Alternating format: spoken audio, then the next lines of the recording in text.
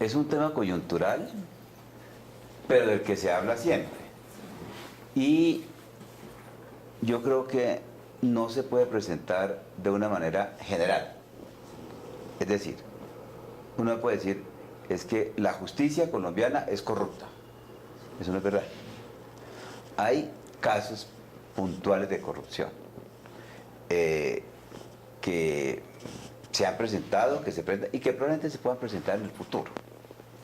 De lo que se trata es de crear unos instrumentos que en la medida de lo posible eviten que se presenten casos de corrupción. Pero cito los que se han mencionado últimamente. El de los jueces y los fiscales que fueron capturados. Eso es, desde luego, muy grave que un juez de garantías pase en pocas horas de impartir orden de captura a ser objeto de esas órdenes de captura. Pero aquí hay que destacar, en ese caso, lo siguiente. Fue la propia Fiscalía General de la Nación y la policía quienes adelantaron la investigación y lograron detectar lo que estaba pasando. Y creo que han seguido en esa línea investigativa. Y esos funcionarios hoy están en la cárcel. Yo creo que son los dos aspectos del problema. De un lado, pues, preocupación de la sociedad. Pero de otro lado también, tranquilidad. ¿En qué sentido? En el sentido de que no hay un espíritu de cuerpo como para tapar esas cosas que están pasando. En el caso de lo que se publicó de las grabaciones del magistrado Villarraga, es un caso grave, pero que tampoco permite hacer generalizaciones. Allí lo que hay es que pedir que el organismo encargado de hacer justicia en este caso, pues actúe rápidamente. Pero yo lo he dicho, no hay norma, no hay ley, no hay constitución que pueda enmendar las faltas estructurales éticas de las personas. Y por eso, en lo que sí hemos pensado, es en tratar el tema integralmente. Y cuando se dice integralmente, pasa por la formación de los abogados, por ejemplo.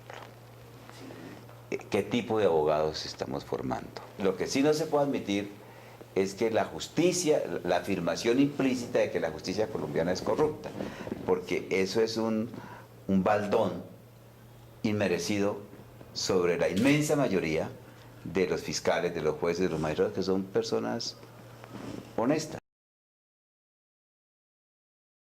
Yo fui crítico desde un principio. Es decir, como fiscal general no quise, como me lo propusieron, implantar el sistema acusatorio porque me parecía que era un trasplante y que nosotros teníamos derecho a tener nuestro propio sistema. En cierta forma, la Constitución del 91, el texto inicial, traía una especie de sistema acusatorio a la colombiana. No es cierto, como se dijo en su momento, que era que hasta antes del 91 estaban unidas las funciones de acusación y juzgamiento. Eso no es verdad. Incluso, ni siquiera, mucho antes, desde 1987, en el Código de Procedimiento Penal de ese año ya estaban divididas. Los jueces de instrucción formulaban la acusación y el juicio se hacía en los jueces del circuito o jueces superiores que también existían en esa época. ¿En qué consistió el error? Nosotros pedimos la ley 600, digo pedimos porque la impulsé como fiscal general, que tenía elementos de oralidad, pero respetando como la propia identidad colombiana. Entonces, como pasa muchas veces en Colombia, cambiamos las normas sin análisis, sin estudios, sin estadísticas, sin cifras, sin datos, cambiamos las normas con base en frases. Entonces, por ejemplo, decía, es que con el sistema actual se está abusando de la detención preventiva porque la fiscalía abusa y hay que ponerle frenos. Resulta que eso no era verdad. Claro que siempre que haya la posibilidad de una detención preventiva antes de la condena, pues esa posibilidad de abuso existe, llámese fiscal o llámese juez. El caso más emblemático en eso fue, y que se cita con frecuencia, es el de Luis Carlos Galán, el de Hasbún, el del señor Hasbún. Pues el señor Hasbún no fue el fiscal el que lo metió a la cárcel, era un juez de instrucción el que lo tuvo detenido preventivamente. Entonces, eso no era verdad. Entonces, tampoco era verdad que... bueno, entonces dijo, hay que evitar la detención preventiva. ¿Y qué ha pasado con el sistema acusador? Ha aumentado. Tenemos cuando yo me retiré de la fiscalía había 50.000 internos. Hoy hay 123.000 más o menos. Entonces, y de esos, todavía el 35% es en detención preventiva. Entonces eso tampoco era verdad. La celeridad, que era el otro argumento, que con la oralidad se iba a acelerar. Pues eso no ha sido así. Con razón la gente comienza a llamar eso el sistema aplazatorio. Entonces, citen los casos. El caso de Samuel Moreno. ¿Cuánto tiempo lleva Samuel Moreno en detención preventiva? 2 años. Y eso que son los casos que llaman de connotación, en donde los medios están ahí encima. Claro, ha funcionado para casos de flagrancia.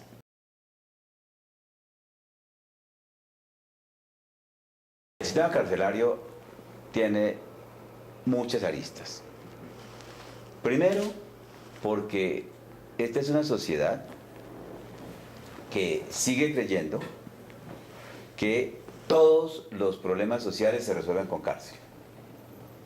Y entonces, a veces hay presiones mediáticas ante el Congreso para que en determinados casos establezca delitos, aumente penas. Aquí venimos repitiendo la fórmula. Hay un problema, creemos un delito, aumentemos las penas y evitemos la excarcelación. Pero aquí lo que hay es que enseriar la política criminal para que yo me he propuesto que todo proyecto que implique aumento de penas, creación de delitos, modificación de procedimientos, pase por el Consejo de Política Criminal, en el que tiene asiento el procurador, el fiscal, el defensor del pueblo, el presidente de la Sala Penal de la Corte, el presidente de la Corte Suprema de Justicia, los parlamentarios, una comisión parlamentaria, para que no sigamos legislando al vaivén de las coyunturas y decantar. ¿Para qué? Para que realmente vaya a la cárcel quien sea un verdadero peligro para la sociedad. Extorsionistas, violadores, asesinos, secuestradores, y hay una cantidad hay otros delitos cuyo tratamiento no puede ser necesariamente la cárcel. Les cito un caso, el Congreso estableció, y ese caso que les cito ilustra el resto. El Congreso estableció, por ejemplo, que la inasistencia alimentaria no es excarcelable. Entonces, a un señor lo meten a la cárcel porque no le paga la cuota alimentaria a su hijo. ¿Quién puede hacer creer que si esté en la cárcel va a cumplir? Máxime cuando aquí hay personas, yo diría un poco disolutas en su conducta, que tienen hijos en distintas mujeres. Y entonces a una le cumple y a otra no. Y si le meten a la cárcel, a la que no le cumple, pues van a terminar de afectar a las que sí les cumplen. Y eso no arregla el problema. Entonces hay que comenzar por ahí.